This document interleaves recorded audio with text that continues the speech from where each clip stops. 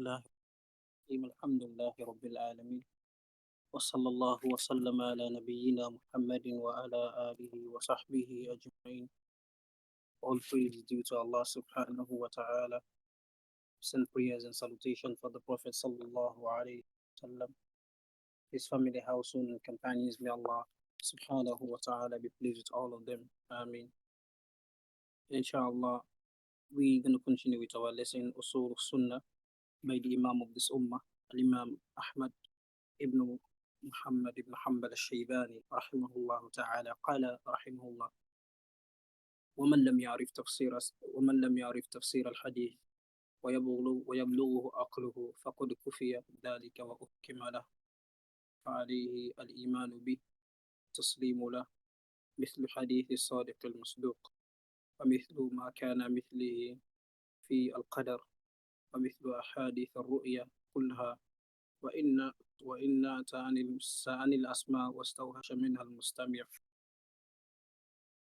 وإنما عليه الإيمان بها وألا يرد منها حرفا واحدا وغيرها من الأحاديث المأثورات عن الثقات. Imam Ahmad rahimahullah says that from the aqidah of Ahl Sunnah wal Jama'ah, from the usul that make up the manhaj of Salafiyya, is if a person doesn't understand the ahadith that speaks about he doesn't know the tafsir of the ahadith, or he says is not sufficient for it to accept to understand it, then that is sufficient for him, and he will be ruled that he has got the message already. لا يكلف الله نفسا إلا وسعها. Allah doesn't give a body to his abd except that which is capable of. بعض النصوص قد لا تفهمها ولكن ما هي الحكمة والغاية منها.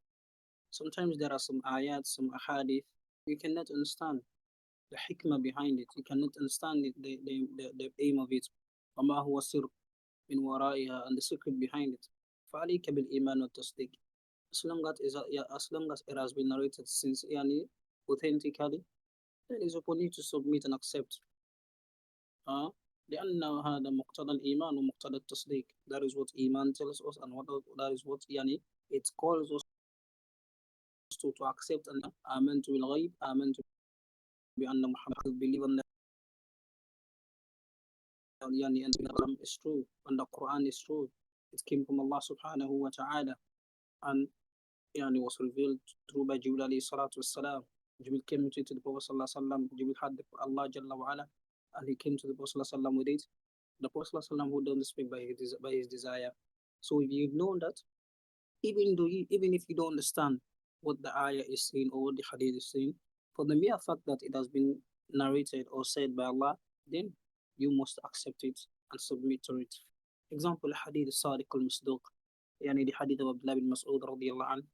The Prophet sallallahu alaihi wasallam said, one of you إن أحدكم يجمع خلقه في بطنه 140 يوما نطفة ثم يكون علقة. This hadith إلى آخر الحديث, this is some of the hadith that brings some ishkal to some people. They understand it badly. Now, that at the end of the hadith, Prophet sallallahu alaihi wasallam said, some of you will do the deeds of the people of Jannah at the end. He ended up being as a kafir. Or will do the deeds of the people of Jahannam at the end. He is from the people of Jannah. There is no contradiction here, because there is a narration that says what he does these that are good to the eyes of the people, but in reality to Allah is not good. Nah. And sometimes evil deeds in the secret could be a reason for that. And this is from the qadr of Allah. So you should believe and understand and believe this hadith as it is narrated, even if you don't understand about it.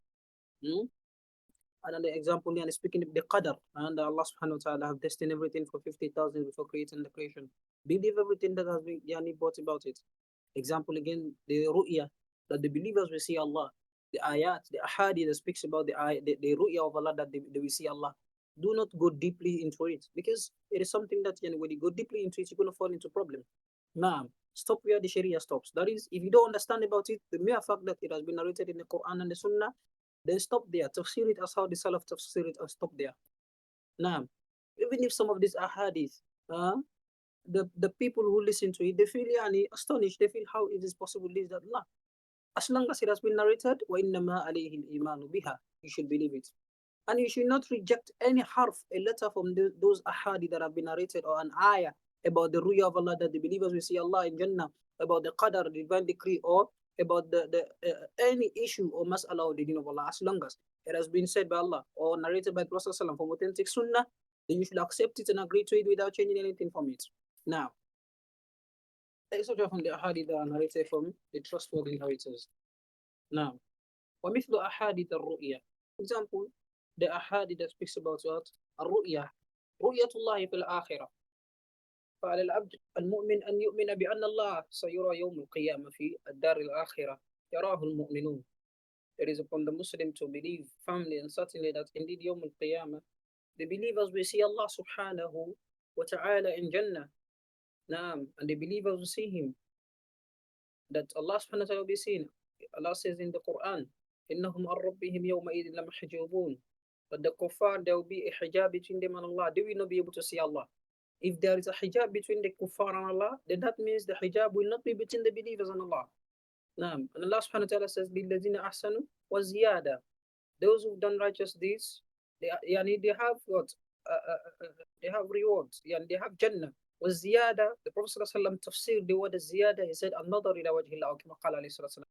That ziyada is seeing the face of Allah subhanahu wa ta'ala. Yes, it is fact and true that we cannot see Allah in this dunya. We cannot see Allah in this dunya. Naam. But Yawmul Qiyamah, the believers will see Allah. The believers will see Allah Yawmul Qiyamah. And these believers, they will see Allah subhanahu wa ta'ala, Jalla wa ala, as how it befits His Majesty. We affirm that and we agree to that. And the Muslim must submit to this and believe that which is being said by Allah or said by the Rasul sallallahu alaihi wasallam about the scene of Allah subhanahu wa ta'ala. As the Rasul sallallahu alaihi wasallam said, you will see Allah subhanahu wa ta'ala when the moon is 14 days. The way you see the moon without struggling, that is how the believer will see Allah Yawmul Qiyamah without struggling, without any form of struggling. They will see Allah clearly, Jalla Jalaluhu. Now, they will see Allah clearly without struggling. Now, لِلَّذِينَ أَحْسَنُوا الْحُسْنَى وَزِيَادَةً. And the Prophet ﷺ said, those who did righteous deed, and they have Jannah, and at the same time the ziyada is what? Is the sin of Allah subhanahu wa ta'ala. وَلَدَيْنَا مَزِيدٌ النَّظَرُ إِلَى وَجْهِ اللَّهِ الْكَرِيمِ. Naam. So Allah subhanahu wa ta'ala will be seen in Jannah. So from the aqeedah of Ahl Sunnah al Jama'ah is to believe this clearly. That is why the Mu'tazila denied and rejected this, that Allah will not be seen Yawm al-Qiyamah. The Mu'tazila, they rejected that Allah will not be seen Yawm al-Qiyamah. Now, they bring their excuses.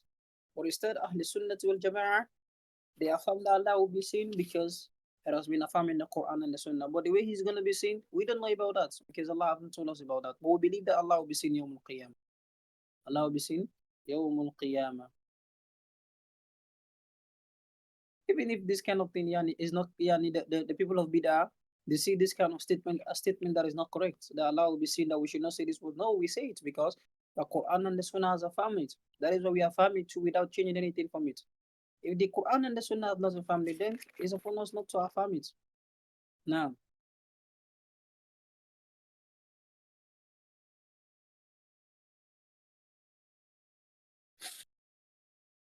Allah says, "Innakum mulaqu." That verily you're going to meet with Allah subhanahu wa ta'ala. وَاللِّقَاءُ لَا بُدَّ فِيهِ مِنَ الرُّؤْيَا كَمَا قَالَ ابْنُ الْقَيِّمُ رَحِمَهُ اللَّهُ. Allah says you're going to meet with Him. And meeting with someone, then that means you must see the thing, the person. So if Allah said we're going to meet Him Yawmul Qiyamah, then that means we're going to see Allah.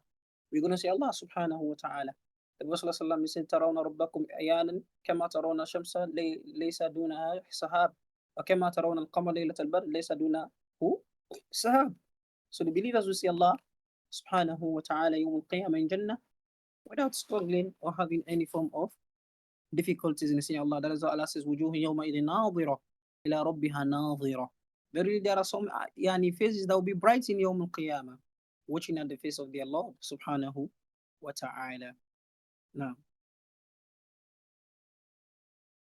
this type of ahadith or ayats that affirm that the believers will see Allah, the duty upon the Muslim is to affirm them, even if he doesn't understand them.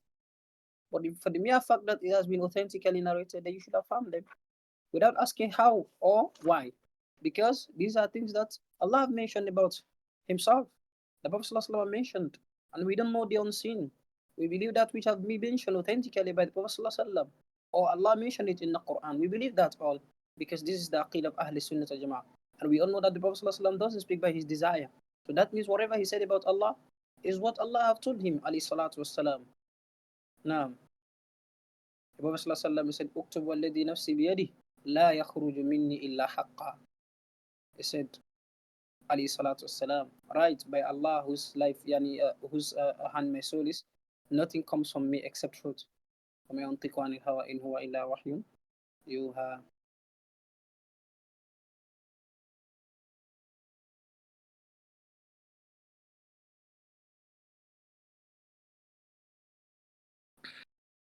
وأن لا يخاصم أحدا ولا يناظره. قال الإمام أحمد لا يخاصم أحد لا يناظر أحد. You should not argue or debate with anyone.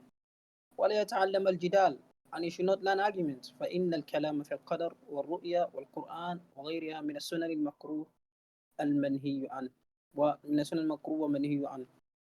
Speaking about the qadar, evil, speaking about the qadar the wrong way, speaking about the ruya of Allah, seen Allah in Jannah, the bad way, the wrong way, speaking about the Quran the wrong way, and these are from the things, the aqidah, the sunan, the aqidah that are forbidden. Speaking about the qadar badly, about the Quran badly, about the ruya of Allah badly, these are the things that are makruh. The meaning of makruh, the Salaf use makruh as haram. No man he and they warn us against that. لا يكون صاحبه, the person who is fond of argument, وإن أصاب بكلامه sunnah, even if his arguments he ended up accepting reaching the true by his argument, he will not still be from the sunnah until حتى يدع ليس من وإن أصاب بكلامه سنة بكلامه سنة من أهل السنة حتى يدع الجدال ويسلم ويسلم ويؤمن بالآثار. Even if his argument, within his argument, he is able to reach the truth, he cannot be from the people of the Sunnah until he leaves up arguments. As we mentioned, some of the ayah that Allah warns us about arguments. The argument that Imam Ahmad is speaking about here is the Jidal al-Madnoom, the unpraiseworthy argument without benefit, argument without sincerity, argument without seeking the truth. This kind of argument is one, they warn us against it. They warn us against it. You argue because you want to seek the truth. You argue because you want to get the truth. If that is the way, that is the reason why you argue, then labas. But you just argue because of argument's sake. Then you can do this. You can do this. I argue. For example, Allah says, "Wajadilhum billati ahsan." Naam. The jidal Allah made permissible for us is the jidal which consists of haq ikhlas. It consists of al-bahth anil haq, seeking the truth. This is the jidal that Allah legislated for us and Allah made permissible for us. But the jidal for argument, not accepting the truth, just to create confusion, this kind of jidal is muharram. And whoever is at this kind of thing, for very that person is a person of bidah. That is the Sheikh bin Baz rahimahullah. Sheikh Rabi Hafidullah says, there were the Khawarij, Ahl Bidah wal Ahwa, coming to Sheikh bin Baz to debate with him. He said, La, I can't debate with you. I can't debate. And the Salaf, this is the aqid of the Salaf Salih. Because debating sometimes causes fitna. Now it exposes shubha to the people and expose fitna to the people. That is why the Salaf, they used to forbid against debating and arguments. If it is seeking the truth, then labas, as how Ibn Abbas radiallahu anhuma, he went to the Khawarij and debated with them because he knew that they will accept the truth. That is why he went there. If there are people that will not going to accept the truth, some of them, he will never go there. Radiallahu ta'ala anhum ajma'in. Now, so from the Aqidah of Ahl Sunnati wal Jama'ati is that we believe in these things that Allah have mentioned, clarify the Sunnah to the people, teach the Sunnah to the people, and abstain from arguments. When you've said the Sunnah, you've explained the Sunnah, then that is your duty. Stop arguments. That is why Sheikh Rabi Habibullah says, I advise you, brothers, stop arguments on the social media. A lot of brothers, a lot of us are wasting time on social media in arguments. Mas'ala after mas'ala, mas'ala after mas'ala, we are not benefiting anything. This is not the manhaj of the Salaf. The manhaj of the Salaf, بين السنة ولا تخاصم أحد. Explain the Sunnah, clarify the Aqidah of Ahl Sunnah, then do not argue anyone. نعم ليس عليك هداهم ولكن الله يهدي من يشاء. The guidance is not with you. For them, Allah guides who He wills, not who you. You're not going to guide anyone. نعم. لست عليهم بمسيطر. So you teach the people the truth and lead them. If anyone accepts it from from them, then لا بأس. فهذا فضل من الله. Then if anyone, if they do not accept, then that is not with you. That is why Imam Ahmad said, a person should not an argument. There are some people that seek knowledge to argue. Some people that seek knowledge to debate here and there, go there and there, speaking about the qadar, speaking about the ruya of Allah. Nah, you can't do this. These are things that are haram. If someone does that, he is not from the people of the Sunnah, even if he claims to be from the people of the Sunnah. He is never from the people of the Sunnah, even if he claims to be from the people of the Sunnah. So from the usul of Ahl Sunnah wal Jama'ah is abstaining from jidal al-madhmum, jadal al-madhmum, argument that is unpraiseworthy, controversies. Abstain from that completely. Because whoever loves argument is going to nullify his deeds by that. He's going to waste his time. His life is going to be wasted. May Allah save us all from this kind of fitan. Ameen. قال الإمام أحمد حتى يدع الجدال ويسلم ويؤمن بالآثار. Until the person leaves up this argument and he leaves up all form of controversies in the deen. He explained the sunnah, that's his duty. If they accept, alhamdulillah. If they do not accept, he should not continue by arguing them. Instead, وَيُسْلِمْ, he submits himself to Allah, وَيُؤْمِن بِالْآثَارِ, and believe in that which have been mentioned in the sunnah. That is what is his duty. Anything besides that, then that is not from the aqid of Ahl Sunnati wal Jama'ati. نعم بارك الله فيكم جزاكم الله خيرا. سبحانك اللهم وبحمدك اشهد ان لا اله الا انت استغفرك واتوب اليك. والسلام عليكم ورحمه الله وبركاته.